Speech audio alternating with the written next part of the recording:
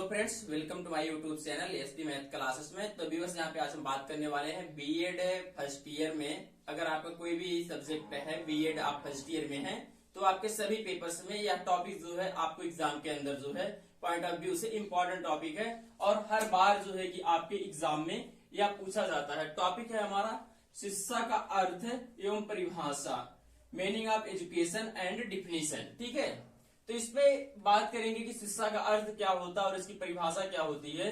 सीखने और सिखाने की प्रक्रिया, शिक्षा क्या होती है? शिक्षा एक क्या है? शिक्षा एक क्या होता है? सीखने और सिखाने की जो है कि प्रक्रिया होता है, या दो व्यक्तियों के बीच में चलता रहता है। एक सीखने वाला होता है और एक सिखाने वाला होता है। शिक्षा ही के माध्यम से जो है कि आदमी का जो है कि सर्वांगीण विकास होता है। एक बच्चा जब जन्म लेता है तब से सीखते सीखते वह अपने मृत्यु के पहले तक भी जो है कि वह एक सीखता ही रहता है। अर्थात शिक्षा एक सीखने और सिखाने की प्रक्रिया है जो जीवन प्रयत्न जो है कि चलता रहता है। ठीक है, तो आगे उसके बाद बात करेंगे शिक्षा का अर्थ और परिभाषा में। तो शिक्षा का शाब्दिक अर्थ जो होता है, जो शिक्षा होता है उसका जो शाब्दिक अर्थ होता है, जो यही है शिक्षा शब्द संस्कृत भाषा की शिष्य धातु में आ प्रत्यय लगने से बना है। जो शिक्षा शब्द है वह संस्कृत भाषा के आ प्रत्यय लगने से जो है कि बना है। शिक्षा का अर्थ सीखने और सिखाना है। जो शिक्षा का अर्थ होता है वह सीखना और सिखाना होता है, इसलिए शिक्षा का अर्थ होगा सीखने और सिखाना। शिक्षा का अर्थ होगा सीखना और सिखाना। यदि शिक्षा के शब्द अंग्रेजी की बात करें, हिंदी में इसका अर्थ होता है शिक्षा का सीखना और सिखाना। ठीक है, अगर इसके अंग्रेजी में बात करें जो है कि अंग्रेजी में इसका वर्ड होता है जो है कि शिक्षा का एजुकेशन। एजुकेशन शब्द पर अगर हम विचार करें तो जो उसमें ईडू शब्द होता है, ईडू शब्द का अर्थ होता है निकालना और डूको का अर्थ होता है अंदर से। तो हम कह सकते हैं कि किसी बच्चे के आंतरिक शक्ति को बाहर की ओर प्रकट करना ही शिक्षा है।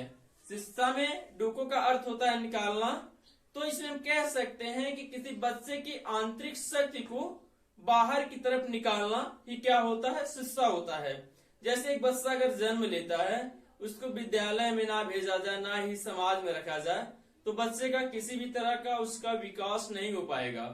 लेकिन उसी बच्चे को हम क्या करते हैं? कच्चे विद्यालय में रखते हैं, कच्चे समाज में रखते हैं और सामाजिक के अच्छे समाज के द्वारा उसको जो है कि उसका पालन पोषण किया जाता है। और क्या होता है? उसकी आंतरिक शक्ति को हम उसी के माध्यम से तो बाहर निकालते हैं। किसी बच्चे के आंतरिक शक्ति को बाहर की ओर निकालना ये क्या होता है? शिक्षा कहलाता है। शिक्षा के विषय में जो है कि हमारे भारतीय दार्शनिक जो थे महात्मा गांधी जी ने क्या कहा है शिक्षा को लेकर के? यहाँ पे महात्मा गांधी जी ने कहा है कि किसी बालक के मन तथा आत्मा का सर्वांगीण विकास ही क्या है? शिक्षा होता है। महात्मा गांधी जी ने कहा है कि किसी बालक के मन तथा आत्मा, कोई भी बच्चा है उसके मन तथा आत्मा का जो सर्वांगीण विकास होता है वही क्या कहलाता है? शिक्षा कहलाता है। और उसके बाद दार्शनिक थे प्लेटो। प्लेटो ने क्या कहा कि शिक्षा का कार्य मनुष्य के शरीर और आत्मा का पूर्णता प्रदान करना। प्लेटो ने कहा कि शिक्षा का जो कार्य होता है मनुष्य के शरीर और आत्मा को पूर्णता प्रदान करना, ये क्या कहलाता है? शिक्षा कहलाता है। अर्थात यहाँ पे इन्होंने बताया, प्लेटो ने बताया कि शिक्षा जो होता है मनुष्य का शारीरिक और आत्मा का सर्वांगीण विकास ही क्या है? शिक्षा कहलाता है। उसके बाद एक और दार्शनिक आते हैं। अलग अलग दार्शनिक जो हैं उनका अलग अलग जो है कि मत है यहाँ पे। जैसे हर्बर्ट हुए, हर्बर्ट के अनुसार अगर हम देखें तो शिक्षा का अर्थ होता है अंतः शक्तियों का बाह्य जीवन से समन्वय स्थापित करना। अर्थात जो अंतः शक्ति होती है, किसी बालक का जो आंतरिक शक्ति होती है, उसके जो हमारा समाज है उसमें समन्वय स्थापित करना, ये क्या कहलाता है? शिक्षा कहलाता है।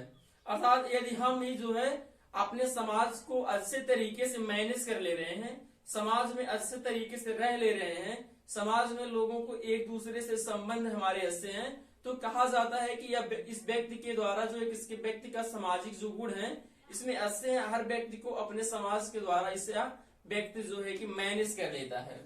उसके बाद यहाँ पे जो है कि तीन शिक्षा शास्त्रियों ने अपने बारे में बताया है, शिक्षा को लेकर के अपने मत दिए हैं, महात्मा गांधी, प्लेटो और हर्बर्ट। तो आप लोग इसको जो है कि अच्छे से 2-3 बार लेक्चर देखेंगे तो याद हो जाएगा। इसके बाद जो है कि समाज शास्त्री आए, जैसे ये तो हमारे दार्शनिकों ने बताया है। उसके बाद समाज शास्त्रियों ने क्या बताया, इन्होंने पहला बताया कि शिक्षा क्या है, एक सामाजिक प्रक्रिया है। जो समाज शास्त्र के लोग थे, समाज के द्वारा जिन्हें मान्यताएं प्राप्त थी, उन लोगों ने क्या बताया कि जो शिक्षा होती है वो क्या है, सामाजिक प्रक्रिया है। शिक्षा क्या है, एक सामाजिक प्रक्रिया है। हम अपने समाज के द्वारा जो है कि शिक्षा को सीखते हैं। अर्थात शिक्षा जो होती है 2 प्रकार की होती है, एक औपचारिक शिक्षा होती है, एक अनौपचारिक शिक्षा होती है। औपचारिक शिक्षा वह होता है जो हमें शिक्षण संस्थान द्वारा प्रदान किया जाता है। अनौपचारिक शिक्षा वह होता है जो हम अपने समाज के द्वारा सीखते हैं, उसे अनौपचारिक शिक्षा कहा जाता है। तो इस प्रकार की जो शिक्षा होती है इसी को सामाजिक प्रक्रिया कहते हैं। शिक्षा आविरल प्रक्रिया है। शिक्षा क्या होता है, एक आविरल प्रक्रिया है। अर्थात शिक्षा जो है कि हमारे जन्म से लेकर के मृत्यु के उपरांत तक जो है कि चलती रहती है। अर्थात जब तक हम समाज में जीवित रहते हैं तब तक जो है कि शिक्षा का कार्य चलता रहता है। उसके बाद आता है शिक्षा द्विमुखी प्रक्रिया है।